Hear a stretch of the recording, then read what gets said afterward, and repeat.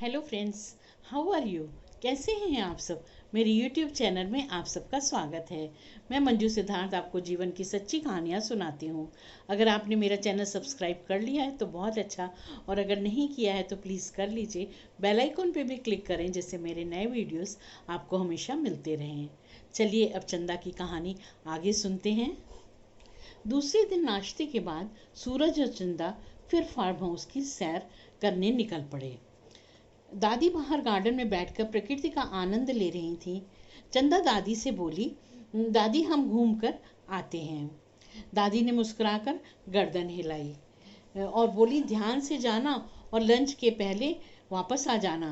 दादी को किस करके चंदा उछलती कूदती सूरज के साथ सैर को निकल पड़ी। कल वाले रास्ते पर वह चल पड़े। काऊ शेड्स, फ्लैट्स वगैरह क्रॉस करके वो आगे बढ़े। सड़क का एंड कहीं दिख नहीं रहा था। करीब आधा किलोमीटर चलने के बाद दोनों ठिठक कर रुक गए। सामने रोड की दाहिनी ओर एक बहुत बड़ी सी बिल्डिंग थी। फार्म हाउस में सोच रहे थे वो लोग कि एक ही बिल्डिंग होगी जैसे जहाँ पे वो रह रहे थे, और बाकी छोटे छोटे क्वार्टर्स थे या रूम्स थे सर्वेंट्स और वर्कर्स के लिए। पर यहाँ पे उन्होंने बहुत बड़ी सी एक बिल्डिंग देखी। उसकी बनावट शाही स्टाइल की थी, जैसे कोई एंशियंट टाइम का महल। उसकी डिज़ाइन ऐसी बनी हुई थी जैसे कि पुराने समय का कोई महल हो। 2 मिनट तक दोनों अचंभे में आश्चर्य से खड़े होकर देखते रहे। फिर चंदा ने चुप्पी तोड़ी और कहा, सूरज, यहाँ इतनी बड़ी पैलेस नुमा बिल्डिंग है। सूरज बोला, हाँ आश्चर्य की बात है, कोई दिखाई भी नहीं दे रहा है, खाली लग रही है और बहुत पुरानी भी। चलो अंदर चलकर देखते हैं। चंदा ने सूरज का हाथ थाम लिया। सूरज ने बड़ा सा लोहे का गेट खोला। गेट की आवाज़ सुनकर अंदर से एक अधेड़ उम्र का आदमी जो चौकीदार वाली यूनिफॉर्म पहने था बाहर निकला। सूरज ने आगे बढ़कर पूछा, यह किसका घर है। चौकीदार बोला, आप लोग कौन हैं और यहाँ तक कैसे आ गए। चंदा ने बताया, हम लोग अपनी फैमिली के साथ फार्म हाउस में ठहरे हैं। चौकीदार ने दोनों को नमस्ते किया, फिर बोला, मेरा नाम जगन है, मैं यहाँ 20 साल से रह रहा हूँ। इस बंगले की देखभाल की जिम्मेदारी मेरी है। बंगले का मेन दरवाज़ा उसने खोला और चंदा सूरज को ड्राइंग रूम में बैठाया। सूरज बोला, हम लोग बैठेंगे नहीं, लंच तक हमें वापस पहुंचना है। चंदा ने पूछा, ये किसकी कोठी है। जगन ने बताया, रवि सर के बड़े भाई भूषण जी की, उन्हीं की है ये। फार्म हाउस का इस तरफ का पोर्शन भूषण जी का है। ये सभी बातें दोनों में बहुत उत्सुकता पैदा कर रही थी। ड्राइंग और डाइनिंग हॉल बहुत ही भव्य था।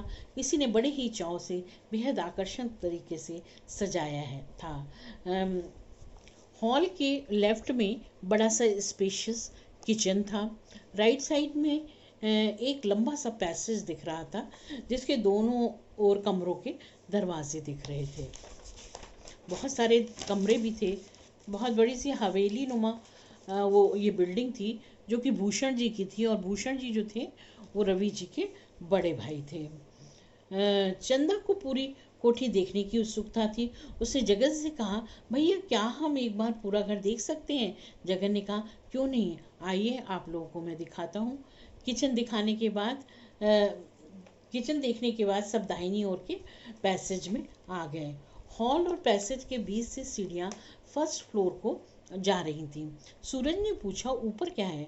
जगन बोला, ऊपर भी कमरे हैं, परंतु ऊपर जाना मना है, सफाई के लिए भी हम नहीं जा सकते।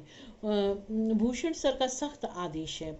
मेन डोर और सभी कमरों के डोर लॉक्ड हैं और चाबी उन्हीं के पास है। साल में एक बार बच्चों की गर्मियों की छुट्टियों में सब आते हैं, फिर भी बच्चों को ऊपर जाने की इजाज़त नहीं है। सर ही कभी कभी घंटे 2 घंटे के लिए ऊपर जाते हैं, फिर लॉक लगाकर वापस आ जाते हैं। हमें नहीं मालूम वहाँ क्या है। आइए मैं आपको सब बेडरूम दिखाता हूँ। कॉरिडोर के दोनों साइड में 5-5 रूम्स थे, यानी कुल 10 बेडरूम थे। चंदा बोली, जगन भैया इतने कमरों में कौन रहता है? जगन ने बताया, कोई नहीं, जब साहब आती हैं बच्चों के साथ तो 3 कमरे खुलते हैं। एक एक करके जगन ने सभी कमरे दिखाए। सभी बेडरूम बड़े सलीके से खूबसूरत तरीके से सजे थे। हर एक बेडरूम की छत से एक शानदार शैंडलियर झूल रहा था। चंदा को वह सबसे ज़्यादा पसंद आया। सभी बेडरूम्स के साथ अटैच्ड बाथरूम थे। सूरज बोला, चंदा अब हमें चलना चाहिए, खाने पर सब इंतज़ार कर रहे होंगे। जगन को धन्यवाद करके दोनों वापसी के लिए निकल पड़े। चंदा और सूरज को घूमने का बहुत शौक था। जगह जगह नई नई चीज़ें एक्सप्लोर करने का शौक था। अच्छा शौक है, होना चाहिए इंसान को अपनी लाइफ में इस तरह के शौक भी। रास्ते में चंदा सूरज से बोली, सूरज सब बड़ा रहस्यमय सा लग रहा था। सूरज बोला, हाँ चंदा, ऊपर वाले फ्लोर का सुनकर तो और भी अजीब लग रहा था। जल्दी जल्दी कदम बढ़ाते दोनों फार्म हाउस में पहुंच गए। सब लोग डाइनिंग रूम में बैठ गए थे। मुंह हाथ धोकर चंदा और सूरज भी खाना खाने बैठ गए। दोनों उस महलनुमा हवेली के बारे में सबको बताने लगे। सुनकर सभी को आश्चर्य हो रहा था। दादी ने प्यार से दोनों को डांटते हुए कहा, ऐसे हर जगह नहीं चले जाते हैं। दुनिया में बहुत तरह की जगह हैं, अच्छी बुरी सब तरह की, बहुत तरह के लोग हैं। बिना सोचे समझे हर किसी पर भरोसा नहीं करना चाहिए। चंदा बोली, हाँ दादी, मुझे कुछ अच्छा नहीं लग रहा था वहाँ वहाँ कुछ अच्छा नहीं लगा। खाने के बाद दादी दोनों को अपने रूम में ले गई। दादी के साथ छोटी रामायण, गीता और हनुमान जी की मूर्ति हमेशा साथ रहती थी। साथ में एक छोटी शीशी में गंगा जल। दादी के कहने पर दोनों ने भगवान को प्रणाम किया। दादी ने दोनों पर गंगा जल छिड़का। फिर तीनों ने हनुमान चालीसा का पाठ किया। कहते हैं हनुमान चालीसा हर तरह के डर को, परेशानी को और भय जो हो जाता है, कुछ अजीब चीज़ देख लो, उन सब से रक्षा करती है। एक डिब्बी में से तुलसी की कुछ पत्तियां दादी ने निकालकर दोनों को खिला दी।